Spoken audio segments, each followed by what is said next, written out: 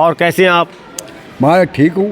ठीक है स्वास्थ्य? बिल्कुल ठीक है। अच्छा, मैं आज जानना चाहता हूँ और देश दुनिया को बताना चाहता हूँ कि जिस प्रकार से आज पूरे संसार में अयोध्या में, जैसा कि कोटियाल जी आज मैं आपसे जानना चाहूँगा कि जिस प्रकार से आज अयोध्या में श्री राम जी का भव्य मंदिर बन रहा है और 22 तारीख को वहाँ पर प्राण प्रतिष्ठा है, उस बात को लेके पूरे विश्व भर में चर्चा है।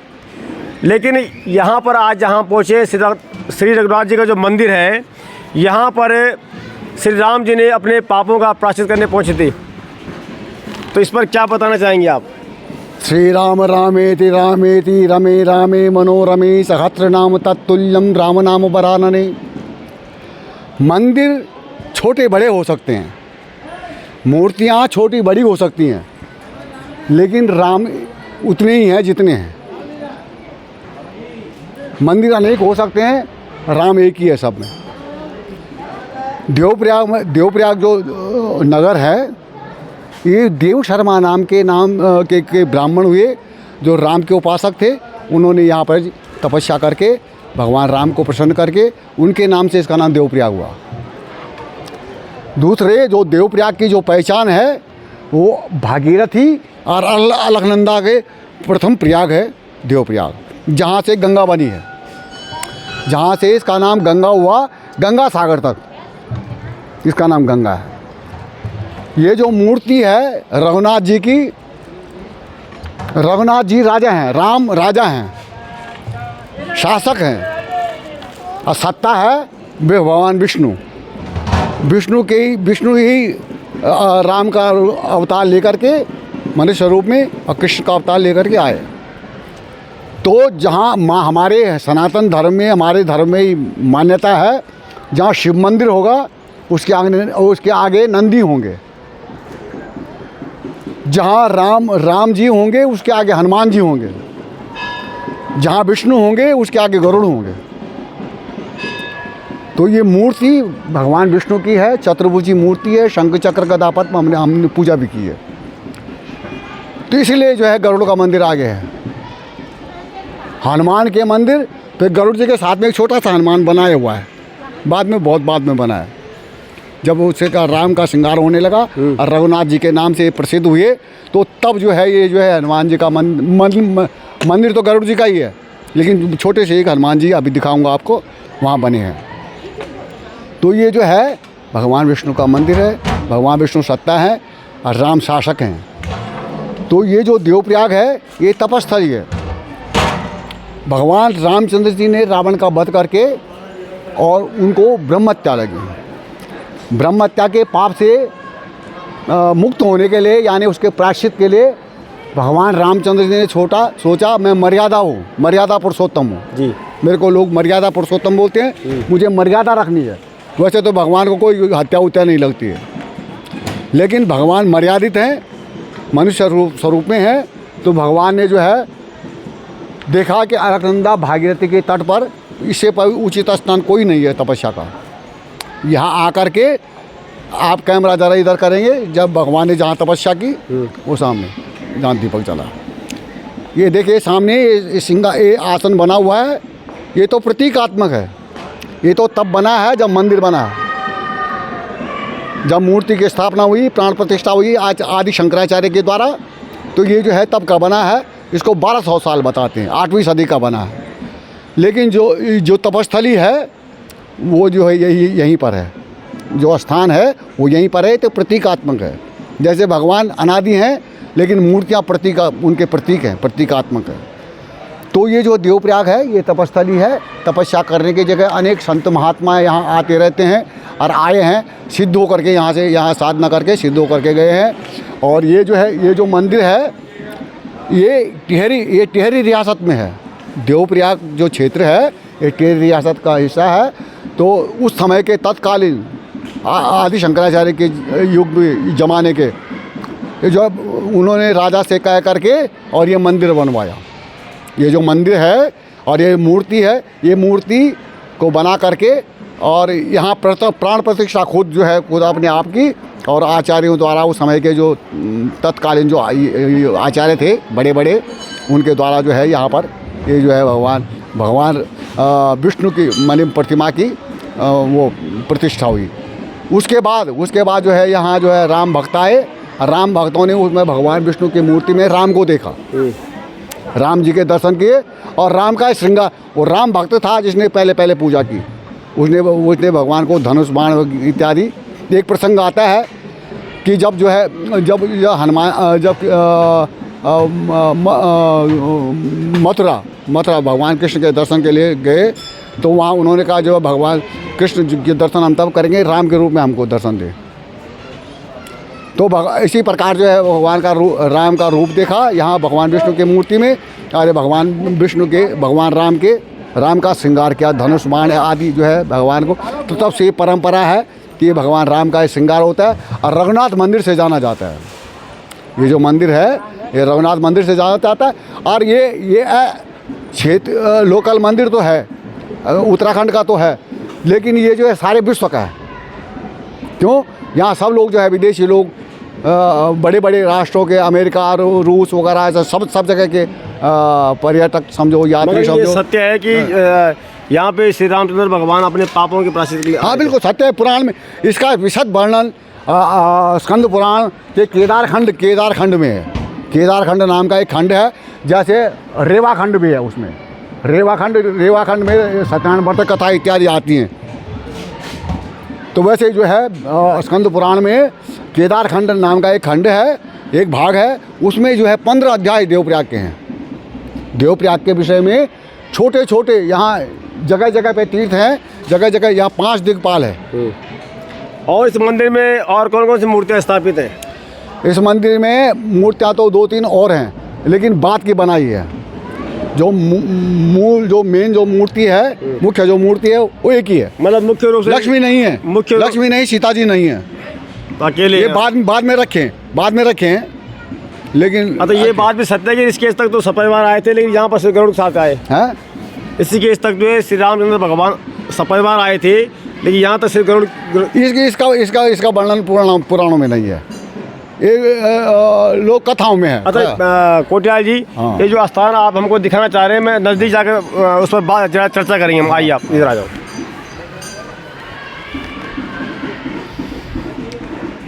यहाँ जा चढ़ सकते हैं हम ऊपर? हाँ ऊपर जा सकते। आओ आप बताओ बेटे। देखिए अब मैं संक्षेप में कॉल में ठहरा मैं संक्षेप कॉल बोलता हूँ कि मैं उसको चलाऊँ इसमें। कोटियाल जी, सर्वप्रथम आपको मेरा सादर नमस्कार। मैं आज यहाँ आया हूँ श्री रघुनाथ जी के मंदिर में, ये सुनकर और जानकर कि जो रघुनाथ जी का मंदिर है यहाँ पर श्री रामचंद्र जी ने तपस्या करी थी।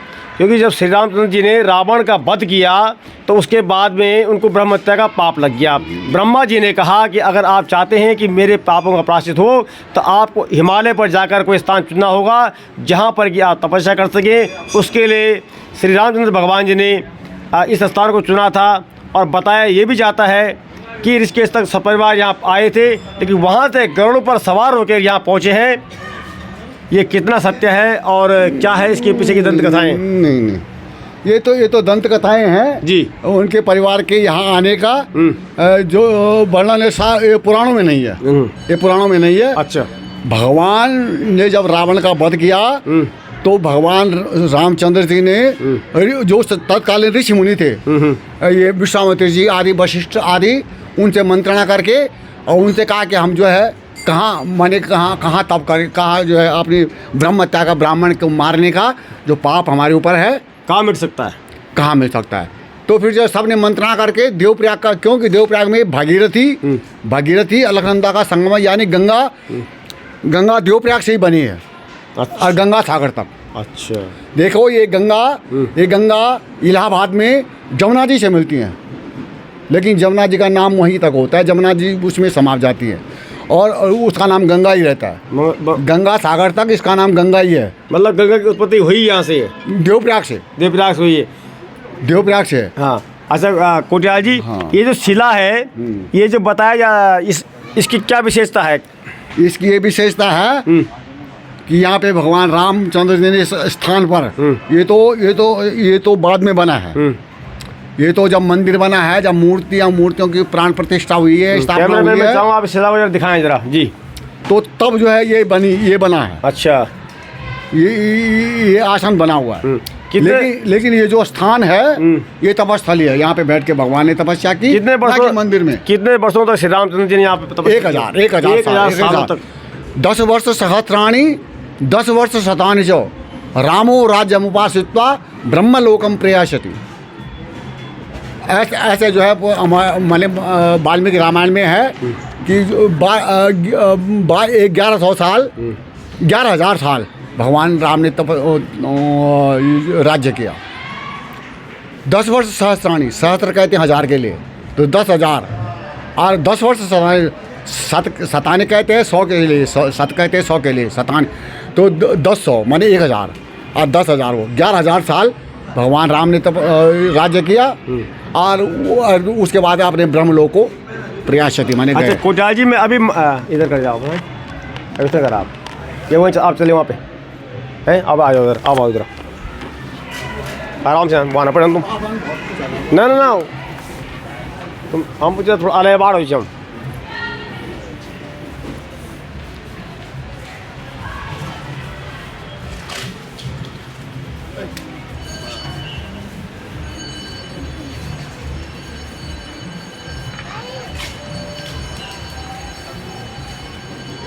बस इधर का मैं पहले हनुमान जी बताऊँगा। दर्शन करो, वो देखो जब रामलीला आप वहाँ जाओगे, जब रामलीला हो ना, रामलीला हो ना, तो गरुड़ जी और हनुमान जी एक पक्का गरुड़ चली अंत भीतर चला पहले आप।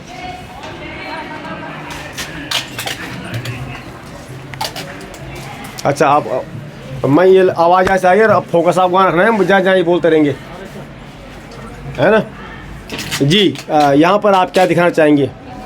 मैं आपको रघुनाथ जी का मंदिर है, इसलिए यहाँ पे हनुमान जी, ये हनुमान जी की मूर्ति बना रखी। अच्छा, अब प्राचीन उससे पहले मान ली भगवान मूल मूर्ति भगवान विष्णु की है, श्रृंगार भगवान श्री राम का होता है। ये गरुड़ जी इसीलिए आगे हैं, क्योंकि भगवान राम के भगवान विष्णु के आगे गरुड़ होते हैं, क्योंकि उनके वाहन गरुड़। अब मैं आपको एक बात और बताना चाहता हूँ जी। हमारे उत्तराखंड में पहले शैव धर्म और शाक्त धर्म था। शक्तियों के, देवियों के और भगवान शिव के अनेक मंदिर हैं, लाखों मंदिर हैं उत्तराखंड में, लेकिन वैष्णव मंदिर नहीं था कोई विष्णु का। अच्छा, तो आदि शंकराचार्य जी जब यहाँ आए तो वैष्णव धर्म का प्रचार किया उन्होंने। भगवान बद्री विशाल की स्थापना की, धाम की, वो भी वैष्णव मंदिर है, विष्णु मंदिर है। तो उसी काल में जो है देवप्रयाग में भगवान विष्णु की मूर्ति की स्थापना की, ये भी जो है वैष्णव मंदिर है। तो यहाँ वैष्णव धर्म को उत्तराखंड में आदि शंकराचार्य जी लाए। उससे पहले शैव धर्म और शाक्त धर्म था। आज भी देखिए आप कहीं भी जाइए गढ़वाल के छोटे छोटे पे जो है देवी के मंदिर हैं, शिवालय हैं, लेकिन विष्णु का मंदिर कोई नहीं मिलेगा आपको प्राचीन। गोपेश्वर है, भगवान शिव का मंदिर है गोपेश्वर। ये जो है उनके हाथ में है, क्या नाम है इसका, ये जो पुरानी मंदिरों को रखते हैं, सरकारी संस्था है वो। चलिए एक और जानकारी मैं लेना चाहूँगा आपसे मंदिर के मुख्य द्वार से।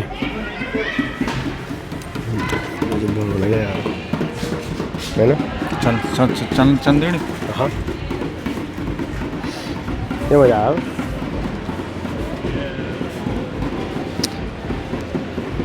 चल लगे ना। और अब इस वक्त मैं मंदिर के मुख्य द्वार पर खड़ा हूँ।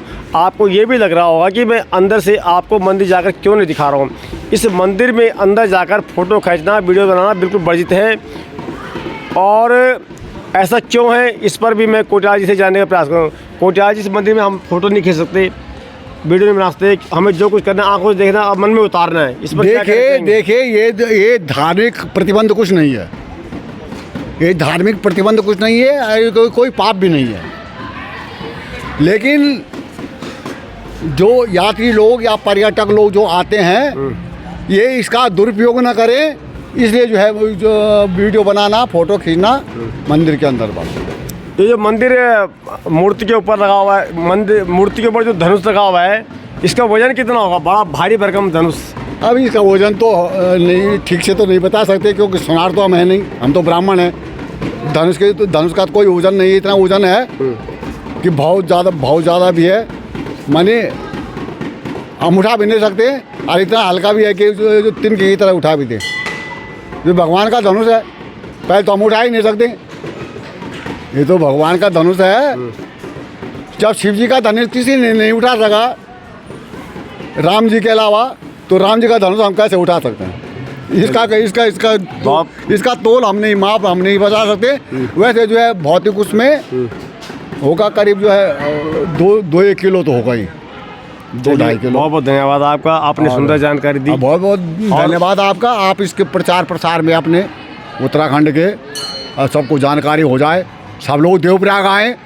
सबका जो है देवप्रयाग में धन्यवाद है, स्वागत है, जरूर आइए। अच्छा, जैसे 22 जनवरी को अयोध्या का मंदिर खूब सजाया जाएगा। हाँ, क्या उसी प्रकार देवप्रयाग का मंदिर भी सजाया जाएगा? उसी प्रकार से यहाँ पर खूब सजाया जाएगा? उस प्रकार से तो नहीं, उससे भी बढ़िया, भाव उससे भी बढ़िया हो। बहुत बहुत धन्यवाद। चलिए, धन्यवाद। तो ये थी दोस्तों श्री रघुनाथ जी के मंदिर पर एक अहम जानकारी। और एक और विशेष बात, जब मैं अंदर पूजा अर्चना के लिए गया, मैं वहाँ पे मत्था टेका, तो वहाँ पे आप जो कुछ चढ़ाते हैं या आपको पंडित जी टीका लगाएंगे, तो वो दूर से आपको जो है खुद लगाना पड़ेगा, क्योंकि यहाँ पर कोई भी सामान हम टच करके पंडित जी को नहीं दे सकते हैं, या पंडित जी को हम जो प्रसाद देंगे वो भी हमें नीचे रख के देना पड़ेगा। इस पर भी क्या मान्यता है, इस पर मैं नहीं पूछ सका, लेकिन इस बात का भी विशेष ध्यान रखना होता है। तो चलिए, आपको ये स्टोरी कैसी लगी, बने रहें, देखते रहें पुनः गाँव की ओर।